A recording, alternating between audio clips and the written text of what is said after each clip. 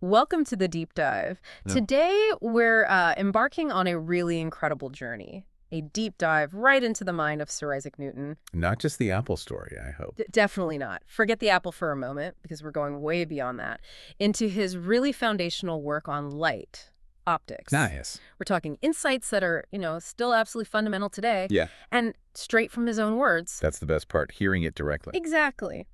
Our source material is, well, it's fantastic. Selections from Opticks itself. Right. We've got his introductions, the advertisements, the prefaces from different editions, 1704, 1717, the fourth edition. So you see the evolution a bit. Precisely. Yeah. Plus his definitions, axioms, observations, propositions, and, of course, his famous queries at the end. It really feels like a direct line into how he thought. Yeah.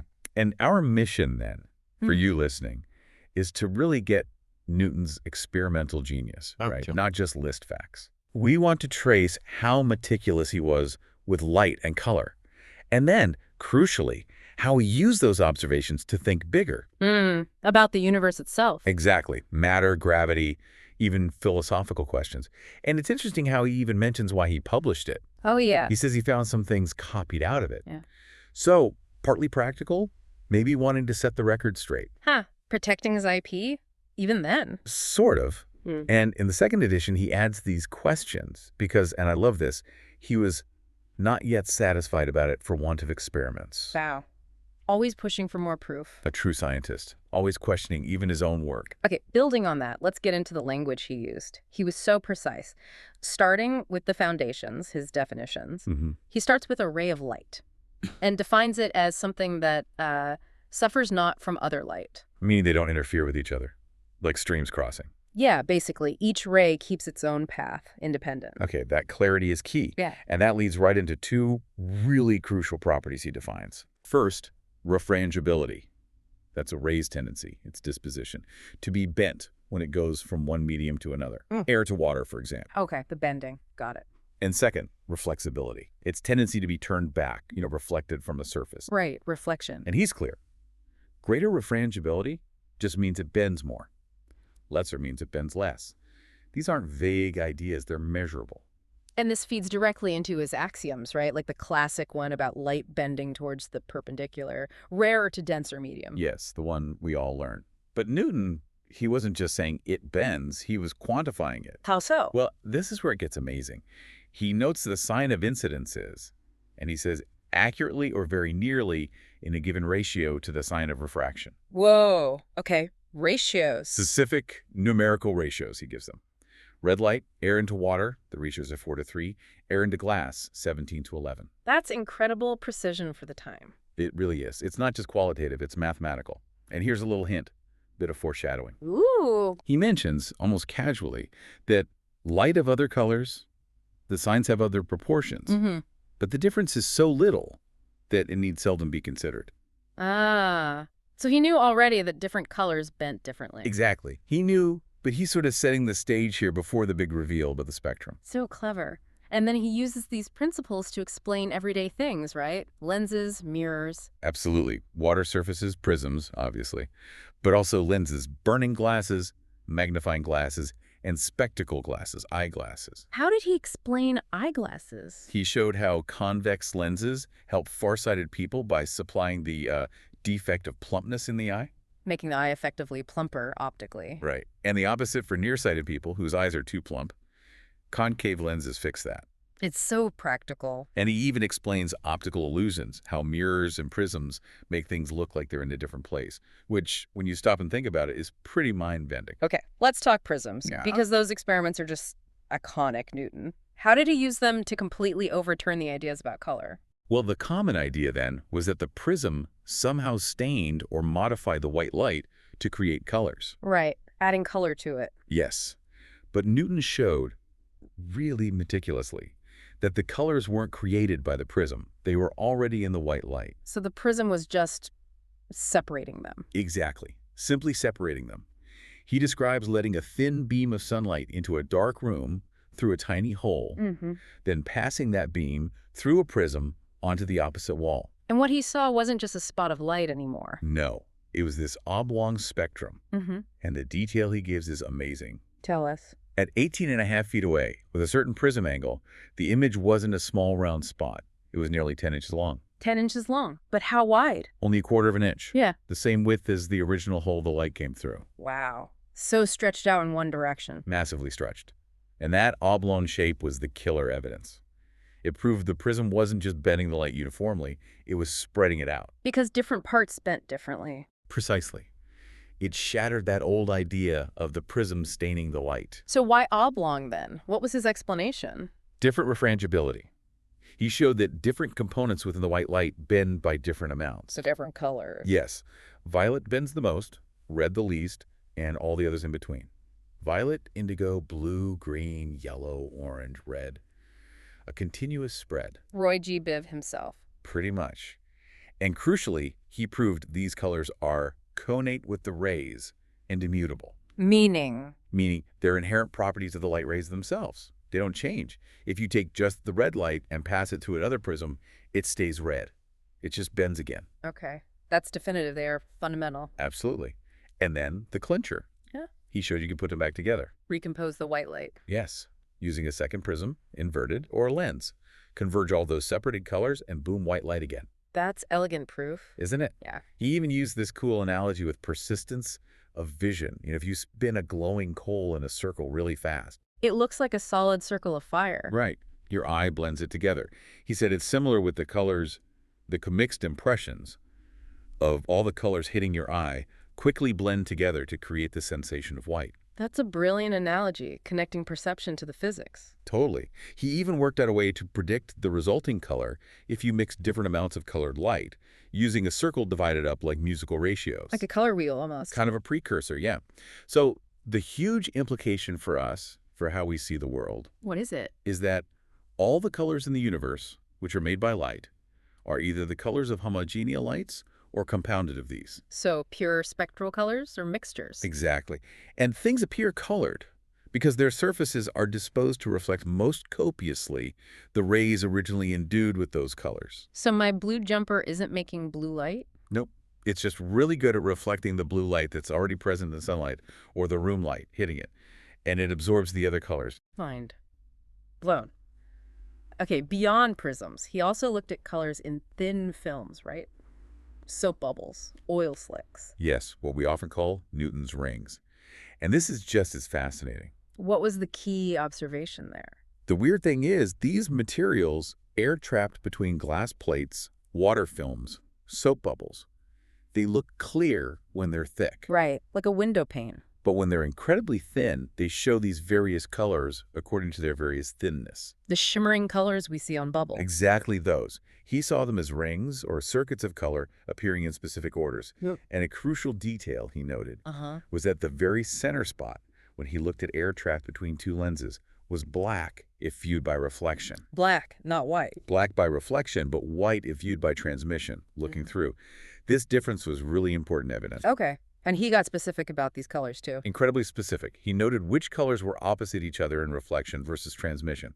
White was opposite to black, red to blue, yellow to violet. And he measured the thickness needed for each color. He calculated the thickness for the first black spot as just 1 part of, wait for it, 88,850 parts of an inch. That is ridiculously small. How could he even measure that? Ingenious geometry based on the curvature of the lenses he used. But yeah, the precision is staggering. He linked specific colors to specific minute thicknesses. Okay, so these colors in thin films, what did they lead him to propose? This sounds like it's getting deep. It really does. This leads to one of his more, let's say, abstract but really fundamental ideas, a core proposition about light itself. Lay it on us. He proposed that every ray of light in its passage through any refracting surface is put into a certain transient constitution or state. Okay, a transient state. Which, in the progress of the ray, returns at equal intervals. Like a repeating pattern. Yes. Yeah. And disposes the ray at every return to be easily transmitted through the next refracting surface, and between the returns to be easily reflected by it. Whoa. Okay, hold on. So the light ray itself sort of oscillates between being easily transmitted and easily reflected? That's pretty much it. He called these states fits of easy transmission and fits of easy reflection. Fits, like seizures. Maybe more like phases or tendencies, but fits is his word. It suggests something happening periodically to the light ray as it travels. So what does this explain? What's the point of these fits? Well, think about a simple piece of glass. It's transparent, right? But it still reflects some light. You can see a reflection in a window. Sure. Why doesn't all the light just go straight through? These fits provide an explanation. At any given moment, some rays hitting the surface are in a fit of easy transmission they go through. Others are in a fit of easy reflection they bounce back. Ah, okay. So it explains partial reflection and transmission. That's clever. Very clever. And he thought this concept also helped explain inflection, what we now call diffraction. The light bending around edges. Exactly. The colored fringes and patterns you see when light passes very close to the edge of an object, like a hair or a knife edge. He observed those fringes meticulously, too. This guy observed everything. Okay, so we've gone through the super precise experiments, but optics doesn't just end there, does it? It shifts gears. It really does. It moves from these incredibly detailed observations into, well, grand philosophy almost. The queries. The queries. Yeah. He ends not with statements, but with questions. Big questions about the fundamental nature of everything. It's like he's saying, okay, here's what I found about light. Now let's think about what it all means. Inviting us into the speculation. So what's the link he starts drawing between light and matter and the cosmos? Well, he starts connecting light to other phenomena, like heat. He asks, do not black bodies conceive heat more easily from light? Because they absorb the light instead of reflecting it. Exactly. He reasons the light enters the bodies until it be stifled and lost, and that creates heat. He also connects light to chemical reactions, flames, fermentation, suggesting light is deeply involved in these processes. So light isn't just illumination, it's an active player in physics and chemistry. That's the implication. And then he goes deeper into matter itself. He suggests all bodies seem to be composed of hard particles. Okay, atoms or corpuscles. Right. And then asks this amazing question. Do not great bodies conserve their heat the longest? Makes sense, like a large log burning longer. And may not great dense and fixed bodies, when heated beyond a certain degree, emit light so copiously to grow still hotter till it comes to a certain period of heat, such as is that of the sun? Wait a minute, is he basically describing how a star might generate light and heat through some kind of internal process? It sounds uncannily like it, doesn't it? Considering this was written centuries before nuclear fusion was understood. It's quite speculative, but incredibly insightful. That's kind of mind-blowing. What else did he speculate about? He proposed this idea of an ethereal medium, something filling all of space. Ah, the ether. A classic idea. Yes, but he describes it as exceedingly more rare and subtle than the air, and exceedingly more elastic and active. So not just empty space. What did he think this ether did? Well, he wonders if it's responsible for transmitting heat, if it's what refracts and reflects light, and maybe, just maybe, if its varying density could be the cause of gravity. Whoa, trying to unify forces. He even estimated its vibrations must be incredibly fast, above 700,000 times swifter than sounds, to account for the speed of light and perhaps link back to those fits of transmission and reflection. He's trying to tie it all together. Absolutely. And he even pondered the structure of light rays themselves, based on experiments with Island crystal, Iceland spar. The double refraction crystal. That's the one. He saw that light behaved differently depending on its orientation relative to the crystal, as if the rays had 4 sides or quarters. Which sounds a lot like polarization. An incredibly early observation pointing towards polarization, yes. Remarkable. But through all this speculation, he had a very clear philosophy of science, didn't he, against occult qualities? Oh, strongly. He was quite dismissive of explanations that didn't really explain anything. He wrote, to tell us that every species of things is endowed with an occult-specific quality is to tell us nothing. Basically, just saying it's magic isn't science. Pretty much. His goal, he said, was to derive 2 or 3 general principles of motion from phenomena, from what we can actually observe and measure. Derive principles from evidence. Sounds simple, but revolutionary for the time. Indeed. And then finally, his thoughts turn towards the divine. How does he connect the science to God? He looks at the order in the universe. Whence is it that nature doth nothing in vain? And whence arises all that order and beauty which we see in the world? The elegance of it all. He points to the planets moving in harmony, the intricate design of animals, and suggests this uniformity must be allowed the effect of choice. Implying an intelligent designer. That's the strong implication. Yeah. He doesn't see science as contradicting faith. He sees the order discovered by science as evidence for a divine creator. He also wonders about transmutations in nature. Water changing to ice or steam, seeds growing into plants, eggs into animals. Seeing this constant change and development as part of that grand, possibly divinely ordained system. Wow. What an incredible arc. From counting colors off a wall to pondering the mind of God. It really is an intellectual adventure, isn't it? Absolutely. Going through optics like this, it's just phenomenal. The precision of the experiments leading to these huge, sweeping ideas about the universe. Yeah, it really underscores how powerful that combination is. Meticulous observation, careful measurement, and then just relentless, boundless curiosity. Asking why and what if. Exactly, and it shows how science doesn't just give us answers. It leads to deeper, more profound questions. Questions about reality, about our place in it all. So for you listening, maybe the takeaway is this. Next time you see a rainbow, or notice the colors shimmering on a soap bubble, or even just, put on your glasses. Yeah. Just pause for a second and think about the sheer depth of inquiry, the genius that Isaac Newton brought to understanding the very light that lets you see those things. It puts it in perspective, doesn't it? It really does. And maybe here's a final thought to leave you with, something provocative. Okay. If Newton himself, after all this monumental work, felt that this system wants a reformation. Implying even his understanding wasn't complete. Right.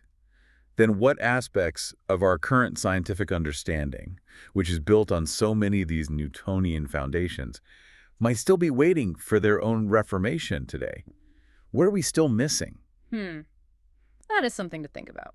What are the next big questions? A perfect place to end our deep dive for today.